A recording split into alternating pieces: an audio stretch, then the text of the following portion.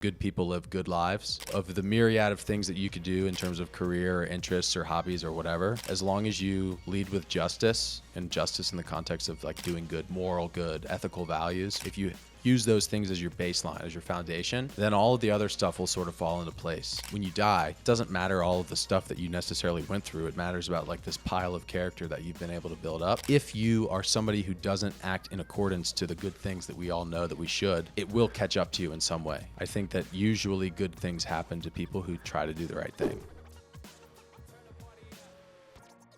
I've had the extreme pleasure of actually getting to see the majority of your journey on your podcast. I met you, I think you were like episode 4 or something like that. Yeah, you were early on.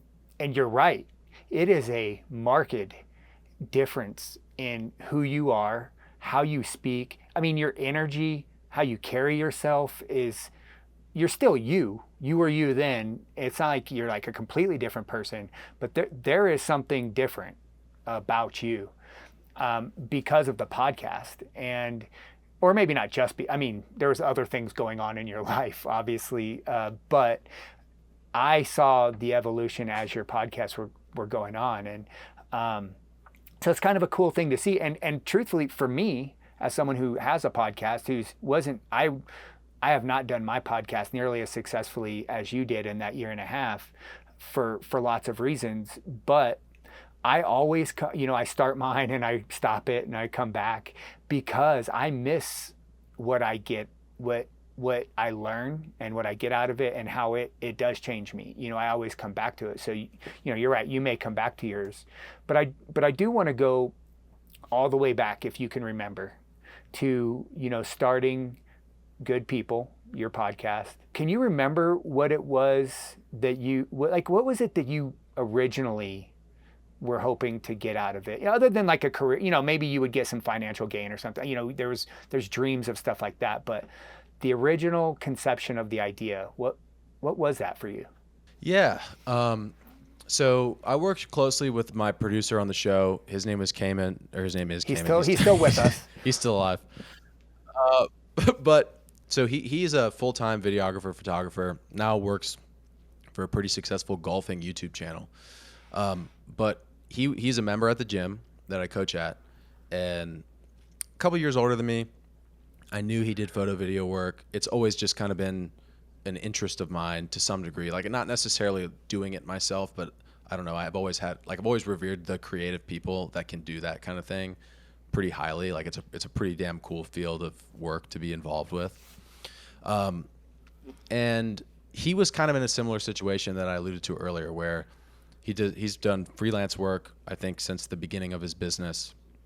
And he had schedule gaps that he wanted to fill. There was something that he wanted to tackle on. He had a couple of opportunities presented to him. And we were actually joking in the gym one day when we were squatting, because he was wearing these pair of Gymshark shorts and I was wearing the same pair. And we were like, yeah, man, these are the only shorts that I can wear that like fit my waist. I have a 32-inch waist, but also fit my ass, because all the other pants that I wear are like either too tight on the leg or too loose on the waist.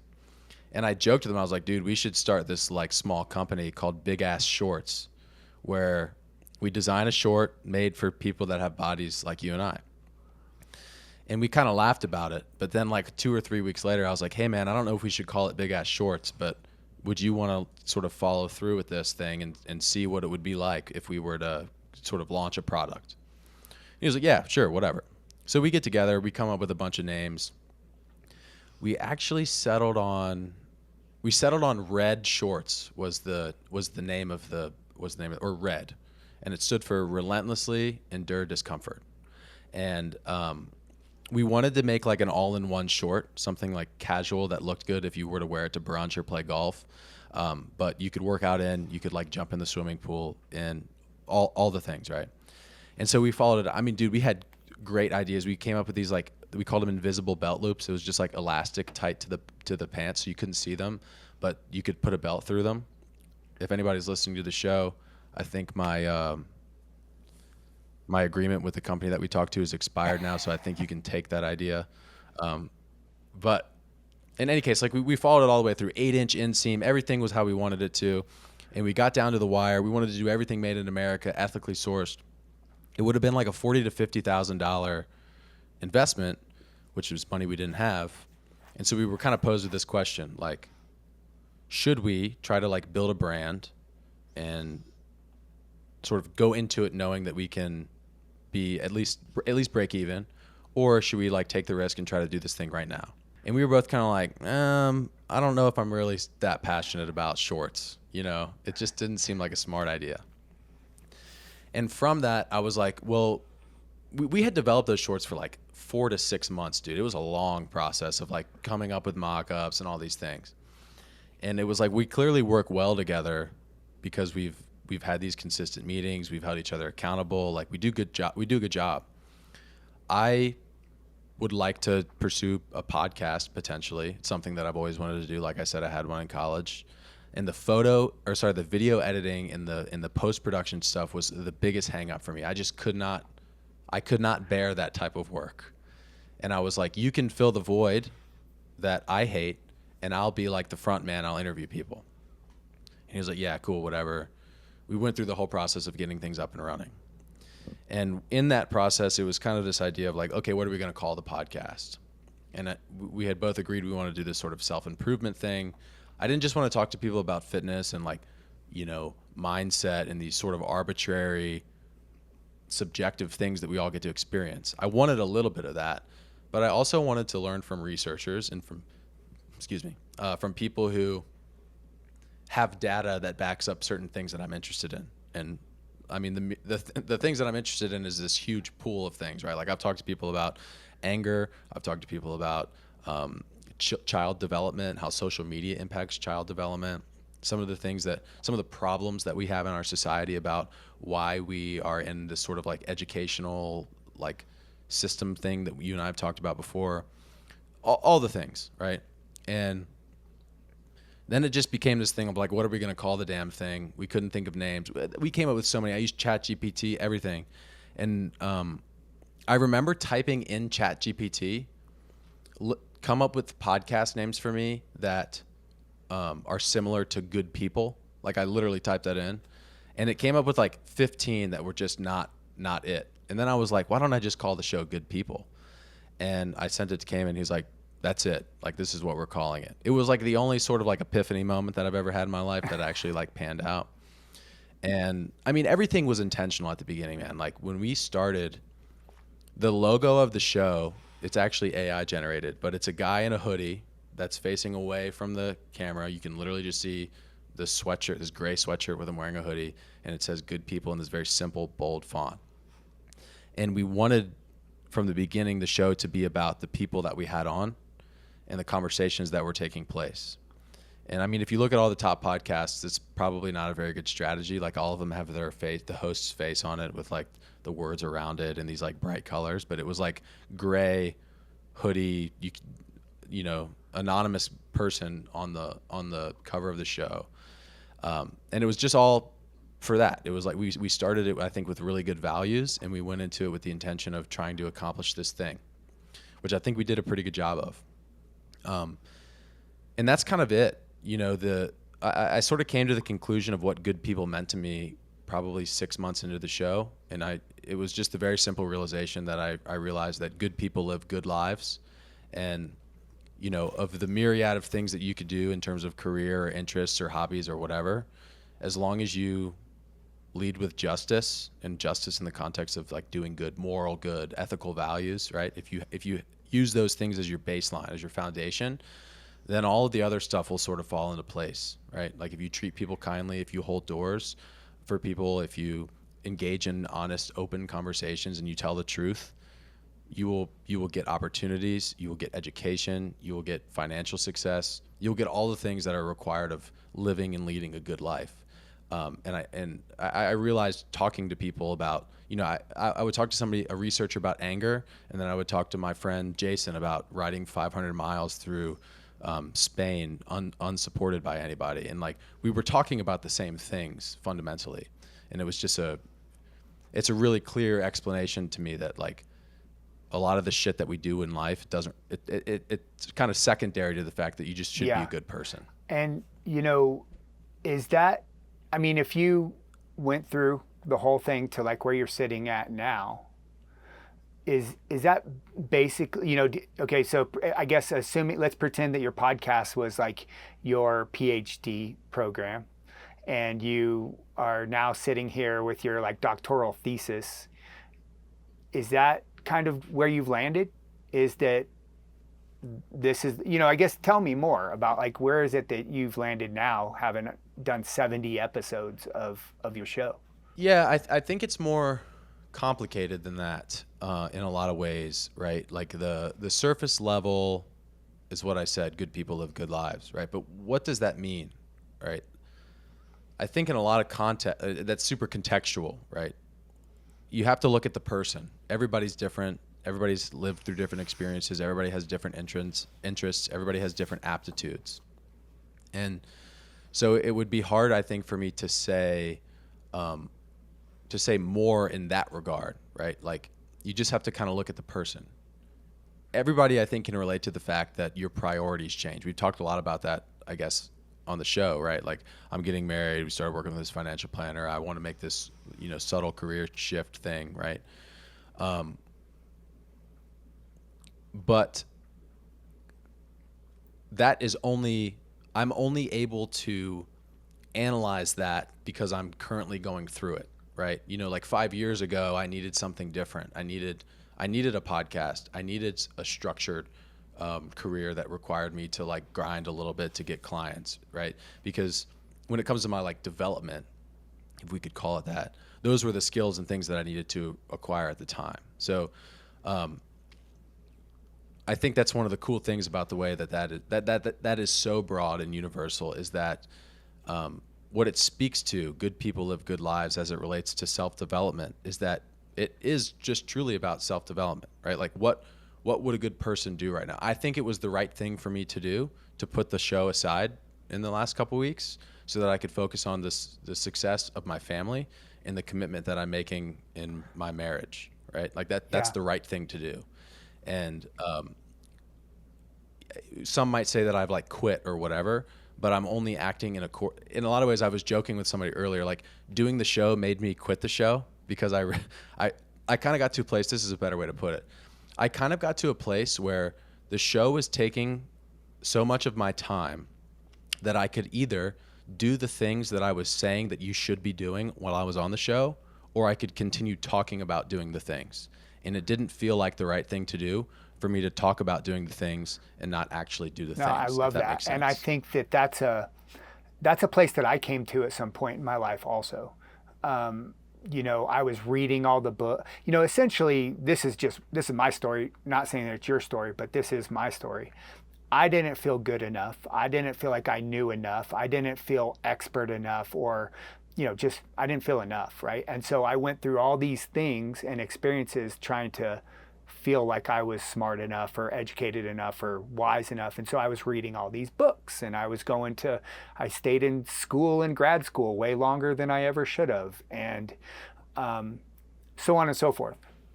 And yeah, at some point you just realize that you have to just get out there and do it.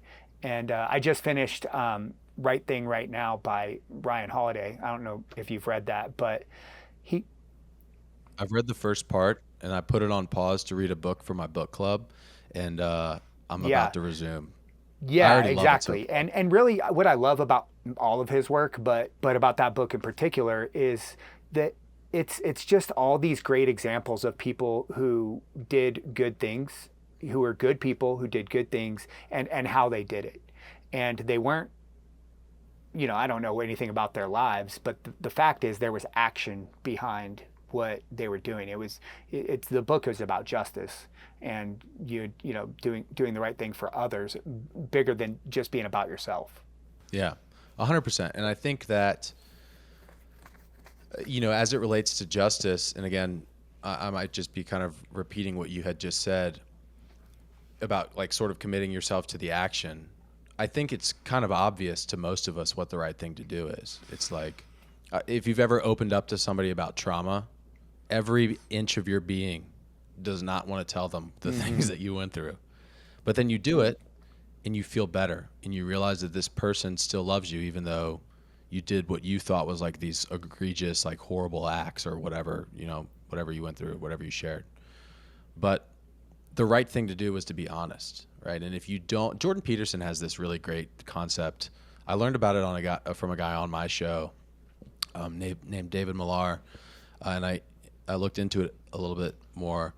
Jordan Peterson said in his clinical practice, and by the way, I understand Jordan Peterson's a bit of a controversial figure, but this is a valid point. He said in his political practice, he's never seen anybody get away with anything ever, right? And I've always felt that intuitively. I didn't use that language, but like, for example, if I continue down this path that I'm on, and in 10 years, still hasn't panned out yet, but I sort of grunted my way through it. I was doing the work. It was improving. I was developing myself, but I didn't have much to show for it in regards to financial security, or like I wasn't around for my kids, et cetera, et cetera, et cetera, right?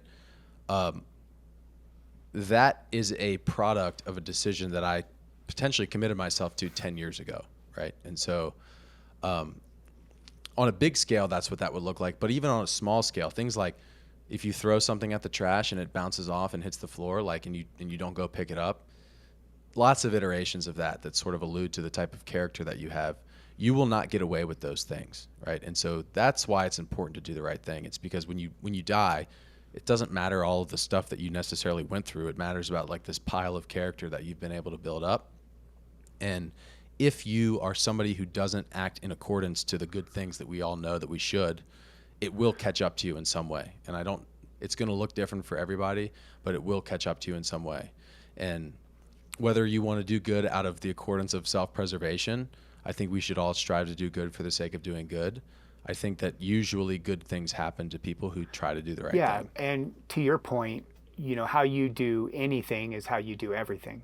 So the example of throwing a piece of paper at the wastebasket, missing, and just letting it sit there, yes, in and of itself, it's a very innocuous, harmless thing. But when given the opportunity in a bigger, more meaningful event, you might also do the same thing, and that's really how it catches up to you. Yeah. Well, I really love what you're saying, because so I have a future person coming on the podcast who he's a dad expert. He's a father expert, and really what, as I'm researching for that episode, he, really what it comes down to is like, you make a decision to be a good man. And when you are a good man, then you're automatically a good husband, and you're a good father, and you're good at your job and everything else. But that first decision is just like, I'm just going to be a good person, and it kind of carries over to everything else. Yeah. I think that is like such a obvious and like intuitive thing that everybody understands. And something that I still struggle with, and maybe you have an opinion on this, is I don't understand why it's so hard for people to commit to that. Like, I really enjoyed the podcast, but I think I don't want to look back on this decision and say like, oh, that's the reason I got divorced. It's because I didn't do that one thing, and it's an easy decision. Like, that's an easy decision. My relationship in my family and the joy and fulfillment that will bring me, it trumps everything else. And that I probably won't have kids for like 6 to 10 years. And I know that to be true. And that's it. I've understood that, and I want to make sure that I'm not doing anything that will prohibit me from being able to relish in that joy, that purpose, that fulfillment, that I know that the most important thing to me is that. And I want to ensure that to the best of my ability, I can do it. Well, I think everything you said is accurate except for one thing. I don't think that everybody gets that. I don't. Yeah. That's what I mean. Like, why is that such a hard thing for people to realize? I don't know. Yeah, exactly. But I think that really is what it comes down to. And the problem is that there are some people who have some success in some domains of life by being the opposite of a good person. And depending on what you kind of look at and admire about a person might lead you to make decisions like they did that would also affect your ability to be a good person. And then how you're brought up and what you're, there's a lot of contextual and environmental and social aspects that I think impact that.